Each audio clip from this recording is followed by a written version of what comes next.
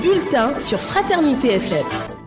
À la une de l'actualité de ce jeudi au Bénin, la 9e législature du Parlement béninois s'apprête à démarrer sa dernière session. La cérémonie de lancement aura lieu demain vendredi en présence d'une délégation du Parlement sénégalais. En prélude à cette cérémonie, le porte-parole de l'Assemblée nationale, du président de l'Assemblée nationale a tenu une conférence de presse ce mercredi pour lever un coin de voile sur le programme de cette session. Détail à suivre. Pendant ce temps, contrairement à certaines opinions médicales vantant les bienfaits de la succion des seins pour prévenir le cancer, le docteur biologiste Moussa Ayedou met en garde contre cette pratique. Selon lui, qu'il s'agisse de l'homme ou de la femme, sucer les seins peut présenter des risques pour la santé. Il sera dans ce journal, dans ce bulletin, pour détailler son argumentaire et expliquer les raisons de sa position.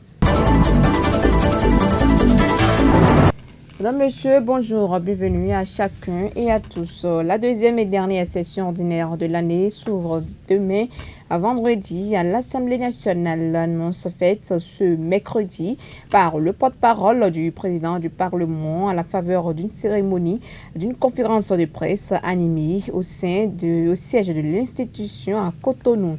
Cette session, qui fait en même temps office de session budgétaire, se penchera sur le rapport d'activité du président Louis Béounou Vlavonou et sur plusieurs projets et propositions de loi. Le porte-parole du président de l'Assemblée nationale nous en dit davantage. Vitali Bouton. La présentation du rapport d'activité du président de l'Assemblée nationale couvrant la période du 1er avril au 30 septembre 2025. Le projet de loi des finances pour la gestion 2026. Le projet de loi portant code de la route en République du Bénin. Le projet de loi sur l'environnement en République du Bénin. La proposition de loi portant modification de la loi fixant les conditions et la procédure de mise en œuvre et de résolution du contrat de travail en République du Bénin. La proposition de loi modificative de la loi numéro 2017-20 portant code du numérique. Le projet de loi portant modification de la loi 2024-26 du 17 juillet 2024 relative au Conseil économique et social. La proposition de loi modifiant et complétant la loi numéro 90-019 du 27 juillet 1990 fixant les fêtes légales en République du Bénin. Le projet de loi portant autorisation d'adhésion au protocole facultatif se rapportant au pacte international relatif aux droits économiques, sociaux et culturels adopté à New York le 10 décembre 2008. Le projet de loi portant autorisation de ratification de l'accord cadre signé à Cotonou avec la Banque arabe pour le développement économique en Afrique dans le cadre de la protection des investissements en République du Bénin. Les questions au gouvernement et plusieurs autres dossiers. En débattant et en votant le budget de l'État, les députés définiront les priorités économiques et sociales de la nation et veilleront à ce que les choix budgétaires du gouvernement soient en faveur du bien-être des populations. Ensuite, cette session est l'occasion pour les députés de parachever plusieurs réformes structurelles amorcées ces dernières années. Mais au-delà du contenu des textes, cette session a une dimension historique. Elle vient couronner 7 années d'intenses travaux parlementaires menés sous le sceau du dialogue, du respect institutionnel et de la responsabilité républicaine.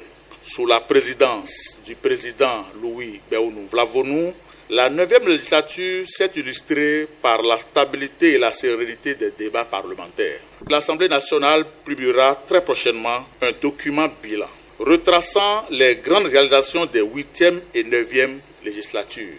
Cette session est aussi la dernière de la 9e législature. La cérémonie de lancement de ce vendredi sera rehaussée par la présence d'une délégation du Parlement sénégalais conduite par le député El Malik Ndiaye. Dans un autre registre à présent, c'est une croyance distillée dans l'opinion publique depuis des années. Sucer les seins permettrait de lutter contre le cancer du sein. Mais attention, des spécialistes disent le contraire. Biologiste médical, le docteur Ayedou déclare même que le fait de sucer les seins de sa partenaire peut avoir des effets négatifs. Il s'explique.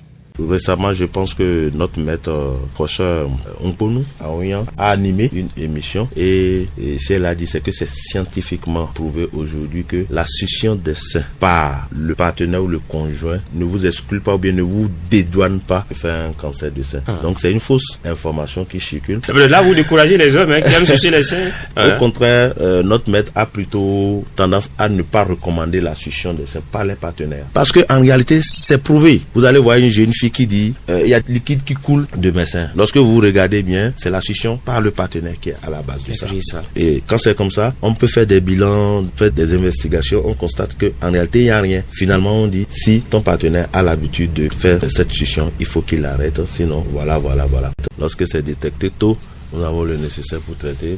Je connais des femmes ici au Bénin qui ont été victimes de cancer du sein, qui ont été traitées et guéries et qui vivent avec nous. Si on ne vous dit pas que cette personne a fait le cancer du sein, vous ne pouvez pas savoir. Ça c'est clair. On ne les a pas amenés ailleurs, c'est ici au Bénin même que la prise en charge a été faite. Mais lorsque on attend la dernière minute avant de venir, c'est dans ces cas-là que ça peut être vraiment compliqué. Et généralement, quand c'est comme ça, on n'arrive pas à faire grand chose puisque c'est déjà métastasé. Parfois, c'est la chimio, la radio. Donc, c'est pas des traitements qui sont pour n'importe qui en réalité. Il faut pouvoir avoir les moyens pour faire face à ce traitement. C'est pas dans tous les hôpitaux qu'il faut se rendre. Il y a des spécialistes. Il faut vous renseigner, il faut prendre toutes les infos.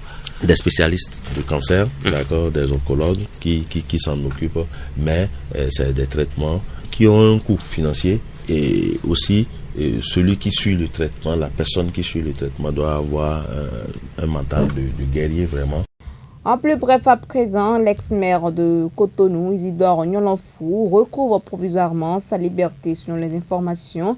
Il a été relâché par le parquet spécial de la Cour spéciale des affaires foncières ce mercredi 29 octobre. Pour rappel, l'ex-ministre de la décentralisation avait été placé en garde à vue le mardi 28 octobre avant que Abobo Komlan Degla Martial, ancien directeur des affaires domaniales de la mairie. Cette interpellation fait suite à l'ouverture d'une information judiciaire par le parquet spécial de la Cour spéciale des affaires foncières à l'encontre de l'ex-maire de Cotonou.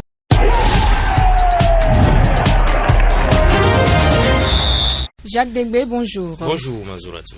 Coupe UFOAB eu fin dame en liste des Amazones retenues. Oui, en prélude à la deuxième édition de la Coupe des Nations UFOAB, des moins de 20 ans dames qui aura lieu du 7 au 17 novembre prochain à Porto Novo. La Fédération béninoise de football a publié dans la soirée de ce mercredi 29 octobre la liste des joueuses retenues par le sélectionneur Ablaou Zéro pour entamer le stage de préparation sans surprise.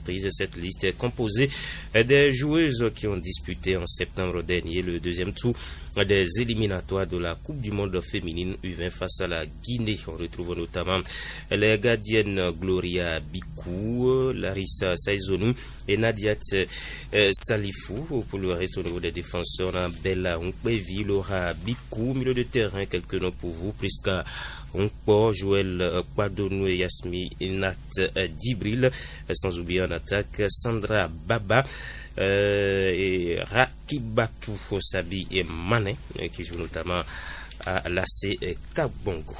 Barça, Pedri, absent pour 6 semaines au minimum. Au cours du confirmé pour Pedri, 22 ans, 13 matchs et 2 buts, toute compétition confondue cette saison, sorti blessé lors du Classico perdu contre le Real Madrid, 2 buts contre 1 dimanche en Liga.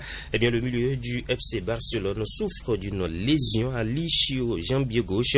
C'est le club s'est montré prudent dans son communiqué, estimant que la durée de son indisponibilité dépendrait de l'évolution de la blessure, eh bien, les médias espagnols sont beaucoup plus alarmistes. D'après AS, le joueur formé à Las Palmas sera absent environ 6 semaines. Un véritable coup d'arrêt pour le jeune international espagnol qui manquera plusieurs rendez-vous majeurs avant la trêve hivernale, dont les chocs face à l'Athletic Bilbao, l'Atlético Madrid et Chelsea est déjà privé de nombreux cadres. Hansi Flick devra composer sans l'un de ses hommes de base jusqu'à la mi-décembre. Merci à vous, Jacques Débé, pour toutes ces précisions relatives à l'actualité sportive. C'est ainsi que se referme ce numéro du bulletin de l'information que j'ai eu le plaisir de vous présenter. Merci de nous avoir suivis. À très bientôt.